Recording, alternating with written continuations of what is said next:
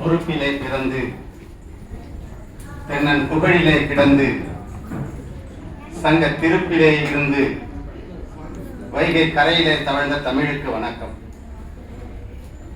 புதிய கவிதை சாரல் சங்கத்தின் இளவேனில் விழாவிற்கு தலைமை பொறுப்பேற்று நடத்தி கொண்டிருக்கிற சங்கத்தினுடைய தலைவர் அண்ணன் வி.ஜி. அசோகன் அவர்களே,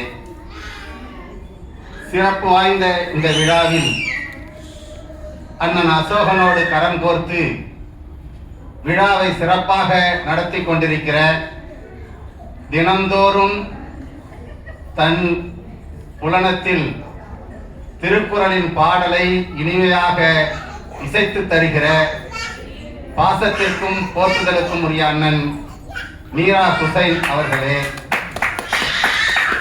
நீர் உயர நெல்லுயரும், நெல்லுயர குடி உயரும், குடி உயர கோன் உயரும் என்கிற பாடலை தந்த அவை பிராட்டியாரின் வழி நின்று அற்புதமாக உயரட்டும் என்கிற கவிதை சோலையை இங்கே அற்புதமான கவிதை மழையாக தந்து சென்றிருக்கிற பாசத்திற்குரிய சகோதரர் மன வில்சன் தலைமையிலான கவிஞர் பெருமக்களே,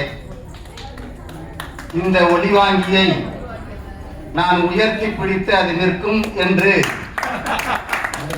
நினைத்ததற்கு காரணம், எனக்கு முன்னால் இந்த ஒளிவாங்கியை தன்னிடத்திலே தலைவணங்க செய்த உயரமான வில்சன் அவர்கள் தான் காரணம். இங்கே நான் 1972 ஆண்டு இந்தியா சுதந்திரம் பெற்ற 25வது ஆண்டு வெள்ளி விழாவில் நான் படித்த உயர்நிலை பள்ளியில் முதல் பொது மேடை ஏறியவன் நான். அதற்கு பின்னால் என்னுடைய வாழ்நாளில் நான் இலக்கியம் தொடர்பான பல்வேறு மேடைகள், பட்டிமன்றங்கள், வழக்காடு மன்றங்கள் என்று தொடர்ந்து ஒரு அரசியல் களத்தில் 20 ஆண்டு காலம் அந்த கட்சியினுடைய முதன்மை பேச்சாளராக இருந்து 1996 ஆண்டில் பூம்புகார் சட்டமன்றத்தில் வேட்பாளராக போட்டியிட்டவர். பொதுவாகவே அரசியலும் திரைத்துறையும் உழைத்தவர்களை அழித்துவிட்டு உயரத்திலே இருப்பவர்களை பல்லக்கிலே சுமப்பவர்கள் எல்லாம் பல்லக்கு சுமப்பவர்களாக இருந்து கொண்டு பல்லக்கிலே அமர்பவர்கள் அவர்கள் மட்டும் வாழ்ந்தால் போதாது, அவருடைய பரம்பரையே வாழ வேண்டும் என்கிற தவறான முன்னுதாரணத்திலே இன்றைக்கு தமிழ்நாடும் இந்தியாவும் இருந்து கொண்டிருப்பது வருத்தத்தை தரக்கூடிய உண்மை.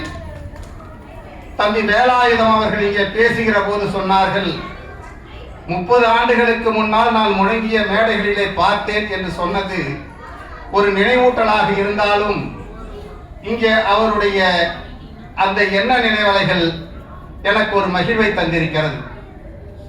மணியோ 7:30 ஆகிவிட்டது, 4:30 மணிக்குள்ளாக வர வேண்டும் என்கிற அன்பு கட்டளையில் வந்த நான் 3 மணி நேரமாக முத்தாய்ப்பான கவிதைகளை சுமைத்துக் கொண்டிருந்தேன். நிச்சயமாக அவைகள் எனக்கு பாரமாக இல்லை, வரமாகத்தான் இருந்திருக்கிறது.